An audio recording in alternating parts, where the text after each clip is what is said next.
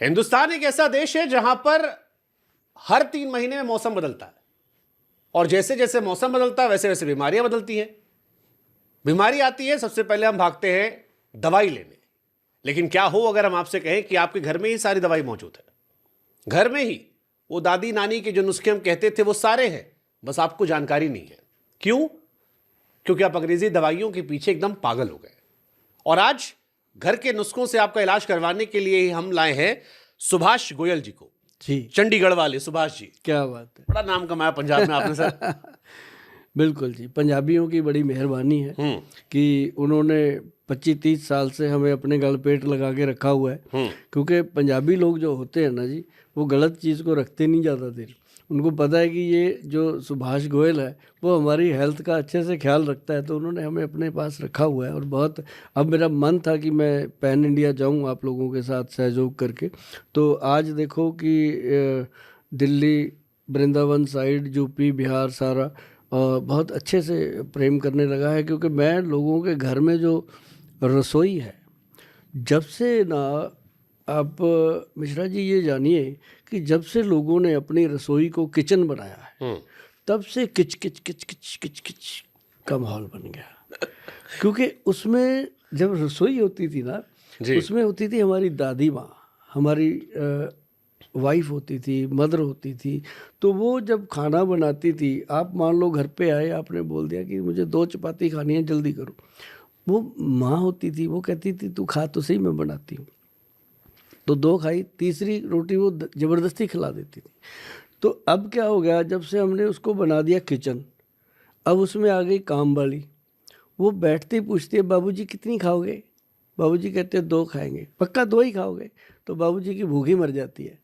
तो वो जब से किचन बनाया, उसको अपने परिवार को बाहर निकाला और खड़े होके खाना बनाना शुरू किया, खड़े होके खाना शुरू किया। वो जो डाइनिंग के ऊपर बैठ के लोग खाना खाते हैं, आयुर्वेद उसको भी समझता है कि ये खड़े होके ही खा रहे हैं, बैठे नहीं हैं, टांगें लटक रही हैं नीचे। तो वो उसके कारण आजकल देखो कितने घुटने टूटे पड़े हैं। हर एक को कहा जाता है तेरा गरीज खत्म हो गया, तो ऑपरेशन करवा ले। और कितने लोगों को डायबिटीज़ है, कितने लोगों को आप देखते जाइए कि लीवर की, फैटी लीवर की समस्या खड़ी हो गई है। कि रसोई को हमने पूरी तरह से बदल दिया। अब मैं आता हूं, क्योंकि आपने रसोई का जिक्र किया। अक्सर ये मनाता है घर के नुस्खे जो होते हैं वो आयुर्वेदिक होते हैं। पहले मेरे को बताओ कि जो आदमी है जो एलोपैथी की तरफ है, वो अंग्रेजी दवाई क्यों ना खाए और आपके आयुर्वेदिक की तरफ क्यों जाए? हाँ, देखिए, जो आयुर्वेद है एलोपैथिक है और एक जस्ट होम्योपैथिक है। जो होम्योपैथिक है वो अपनी जगह काम करता है, सबकी ज़रूरत है हमें, ये नहीं है कि उसकी ज़रूरत नहीं। अब एलोपैथिक जो है वो इमरजेंसी मेडिसिन में काम करता है। जैसे आयुर्वेद भी बहुत सारी डिजीज़ में इमरजेंसी काम करता है, लेकिन जो एलोपैथिक है वो हमेशा इमरजेंसी, उसका काम है कि बीमारी को दबा देना। और पेशेंट को डायबिटीज़ है, मान लो, उसने टैबलेट दे दी, बीमारी उसको देख के लगता है यार मेरी तो शुगर आ गई नॉर्मल, लेकिन बॉडी के अंदर वो उतना ही सर्वाइव कर रही है। जो आयुर्वेद है ये है रोग को समूल ख़त्म करने के लिए, कंट्रोल करने के लिए। और इसका एक डिफरेंस ये है कि जो एलोपैथिक है वो है अपने रोग को दबाने के लिए, जो आयुर्वेद है वो आपको लंबा जीवन तंदुरुस्त जीने के लिए दिया जाता है। जो लोग बीमार नहीं हैं उनके लिए भी है ये। मतलब यही नहीं है कि बीमारी हो गई तब, ऐसा भी है कि ऐसी दवाइयाँ, औषधियाँ हैं कि बीमार हो ही ना आप। बट आयुर्वेद को लेके कई लोगों का ये मानना है कि बड़ा आउटडेटेड सा सिस्टम है, बड़ा धीरे धीरे काम होता है। होम्योपैथिक गोली जो लोग मीठी होती है लोग स्वाद में खा लेते हैं, एलोपैथी वाली झटपट ठीक कर देती है। आयुर्वेद बड़ा टाइम टेकिंग प्रोसेस है, इसलिए लोग दूर भाग रहे हैं। ऐसा नहीं है, मैं आपको बताता हूँ, आयुर्वेद में बहुत अच्छी औषधियाँ होती हैं। अगर कुछ चीज़ें क्रॉनिक हैं, अब जैसे मान लो डायबिटीज़ है, मान लो जॉइंट पेन है, गठिया है, या और कई ऐसी बीमारियां हैं, उसमें थोड़ा ये काम डिले करता है। लेकिन ये ज़रूर है कि एक आयुर्वेद का जो वैद्य होता है वो पेशेंट को बता देता है कि भाई आपको ये दवा 6 महीने तक खानी पड़ेगी। ऐसी जो एलोपैथी का होता है वो उसको बताता ही नहीं, वो 10-12 साल खाता रहता है, 20 साल भी खाता रहता है। मेरे पास आते हैं लोग कि सर गोयल साहब मैं 20 ईयर से ये खा रहा हूँ। सही बात है। तो क्या वो फास्ट है कि स्लो है? एक वैद्य यहाँ तक कह रहा है कि मैं आपको 6 महीने में दवाई से छुटकारा दिलवा दूंगा, मेरी भी दवाई छूट जाएगी और 2-3 महीने में आप अपनी एलोपैथी से भी थोड़ा निजात पा लोगे।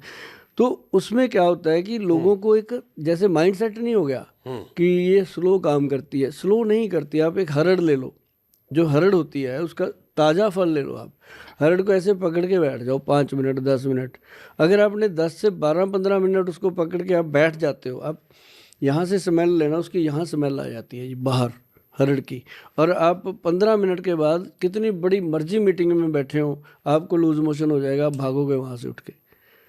आयुर्वेद को आप स्लो कहते हो। अब किसी को मान लो जाड़ में दर्द हो रहा है रात को, वो कह रहे हैं मर गए भाई कुछ करो, तो उसको सिर्फ लौंग का तेल उसकी जाड़ में कॉटन को लगा के रख दो, 5 मिनट में आदमी आराम से सो जाता है। तो स्लो नहीं है, ये बहुत फास्ट है। और आयुर्वेद में जो चमत्कार हो सकते हैं वो किसी चीज़ में नहीं हो सकते। ओके, लेकिन जैसे आजकल इंस्टाग्राम रील्स पर हर आदमी आयुर्वेद के डॉक्टर बना, हर आदमी वैद्य बन के ज्ञान दे रहा है कि ये नुस्खा लगाओ बाल आ जाएगा, ये नुस्खा लगाओ ये हो जाएगा। तो कैसे पहचाने कि असली वैद्य है नकली वैद्य है? देखो, ये बहुत बड़ा सवाल है आपका। पहचानने के लिए जो भगवान ने अपने को एक थर्ड आई दी है, सबको दी है। आप जो भी आप रील देख रहे हो, वीडियो देख रहे हो, मुझे भी देख रहे हो, मैं हमेशा कहता हूँ कि जब मैं बात कर रहा हूँ कैमरे की तरफ देख के, तो मैं 140 करोड़ के करीब लोगों की आंख में आंख डाल के बात करता हूँ। आपको अगर मेरी आंख पहचानने में गलती हो गई ना, तो ये आपकी गलती है, किसी और की नहीं है। भगवान ने सबको इतनी सोच दे रखी है। पहचानने में गलती मतलब जो बात आप कर रहे हैं उस बात के अंदर कितनी सच्चाई है, वो सामने वाले को फट पता चलती है कि ये कितनी सच्चाई है, क्या हो सकता है। लेकिन एक चीज़ बड़ी है मिश्रा जी, जो आपने सवाल किया है कि लोगों को कैसे पता चले कि ये वैद्य, और ये बहुत ज़रूरी है कि आजकल जो लोग ऑनलाइन कर रहे हैं कि हमें ये दवा भेज दो या मंगा लो या ऑर्डर कर दो, बेहतर होता है कि वैद्य को हमेशा मिलो, मिल कर के उसको नब्ज़ दिखाओ। और नब्ज़ देखने का एक मेथड होता है, उसको मजाक में नहीं लेना चाहिए। वो हमेशा मॉर्निंग टाइम खाली पेट होती है नब्ज़ की असली जो एनालाइज होता है, और ग्रंथ जो कहते हैं वैद्य भी उस समय खाली पेट होना चाहिए और पेशेंट भी खाली पेट होना चाहिए। फिर वो चीज़ें बता जाता है जो चीज़ें शायद उसको याद भी नहीं होती। अब जैसे नाड़ी पकड़ के जो बीमारी बताते थे, रोगी का रोग, कौन कौन से रोग तुमको, ऐसे वाले वैद्य बहुत कम हो गए, बहुत कम है। और ये कम क्यों हो गए? ये क्योंकि इस पे तो सब पता लग जाता था कि ये बीमारी फलाना फलाना। वो जो हमारा यूथ है ना जी, अब उसका इंटरेस्ट उन वैद्यों की तरफ कम हो गया, क्योंकि वैद्य जो थे वो धोती पहन के नीचे ज़मीन पे बैठते थे सब। अब मॉडर्न थोड़ा हो गया, तो अब वैद्य भी कोट पैंट में आ गए हैं, टाई लगा दी उन्होंने भी कि भाई कुछ तो करना पड़ेगा अगर चेंज करना है तो। दवाइयों की शीशियों को भी उन्होंने प्रॉपर लुक दे दिया। पहले तो दवाई भी ऐसे होती थी, गोलियां बनाई, पुड़िया बनाई, ऐसे हाँ, वो कुछ पुराने ब्रांड्स को हमने देखा भी आजकल बड़ा रिक्रिएट किया गया है, रिक्रिएट और ऐड भी विराट कोहली से करवाया। तो जैसा देश वैसा भेष, करना भी पड़ा। तो मैं कहता हूँ बहुत अच्छी बात है जो कर रहे हैं, बहुत अच्छी बात है। लेकिन ये चीज़ें लोग अगर घर पे बनाएं, जैसे मेरा काम है, मैं लोगों को इतना अवेयर करता हूँ कि जो भी चीज़ आप घर पे बना सकते हो वो बनाइए। और सेहत को संभालने के लिए सर बहुत सारी चीज़ें हैं, अगर अपने घर में बना ली जाएं, उनको टाइम टू टाइम यूज़ किया जाए तो कमाल के। आऊँगा।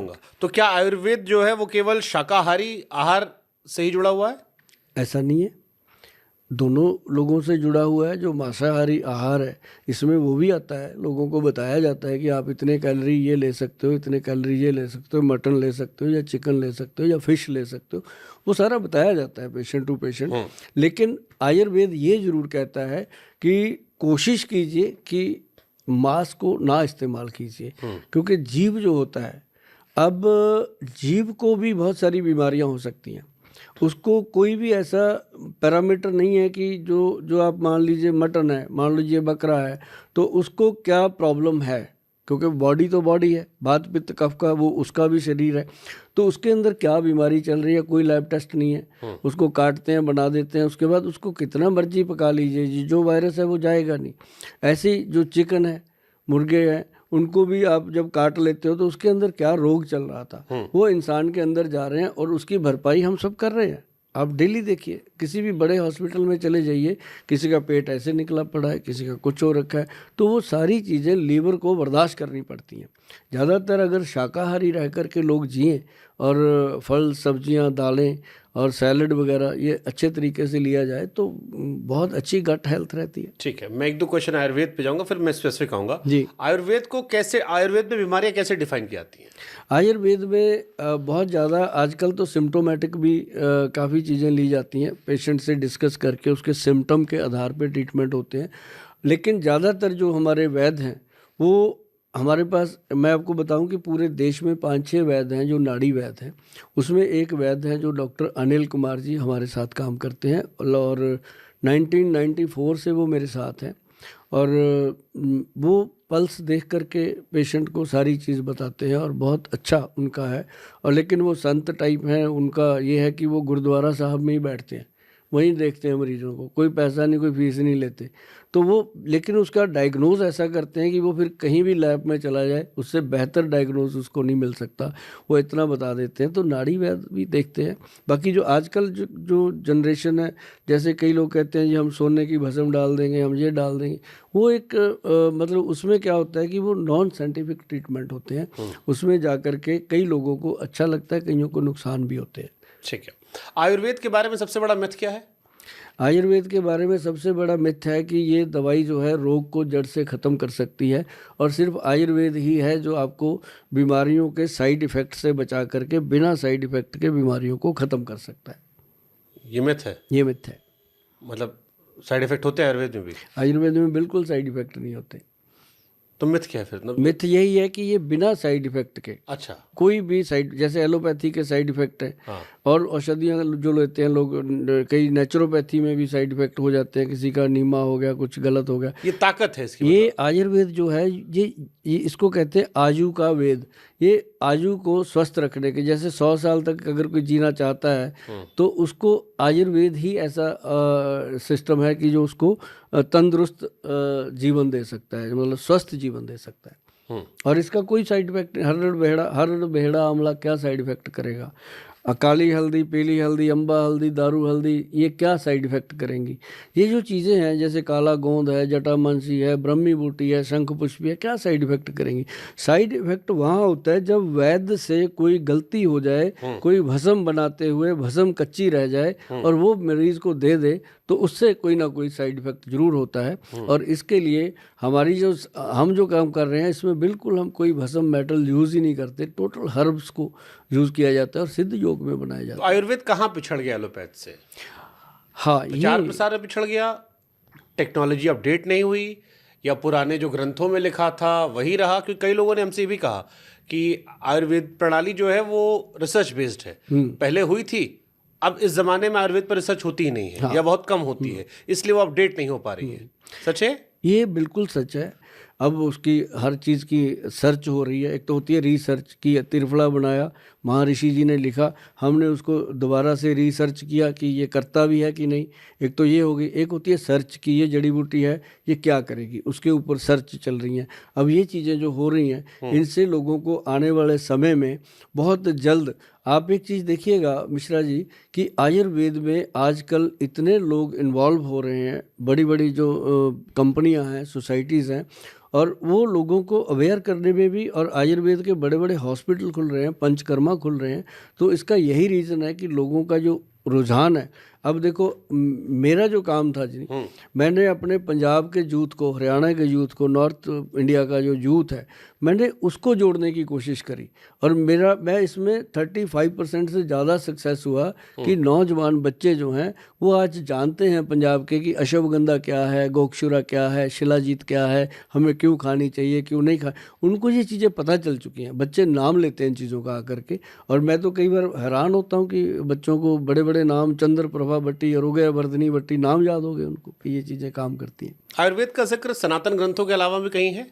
हाँ बिल्कुल है। कहाँ? सनातन ग्रंथों के बिना इसका जो इसका चलन है वो हर जगह पे है। अब जैसे मान लो आप इंडिया से बाहर भी है, थाईलैंड चले जाओ, उधर पूरा आयुर्वेद भरा हुआ है। आप यहाँ इंडिया में भी केरला में चले जाओ, केरला के घर में बच्चा आयुर्वेद पे काम कर रहा है। वहाँ पे बहुत बड़ी कंपनियाँ जो हैं, मतलब आप सोच भी नहीं सकते इधर ऐसी कंपनियाँ होंगी जो केरला में हैं। लोगों का फेथ है, विदेशों से लोग वहाँ आते हैं केरला में अपने इलाज के लिए। मेरी बेटी है डॉक्टर मिशेल करके, मैंने उसको केरला से करवाया है, और वो पंजाब में एक पहली ऐसी लड़की है जो मतलब अपने काम में पकड़ है उसकी पंचकर्मा में।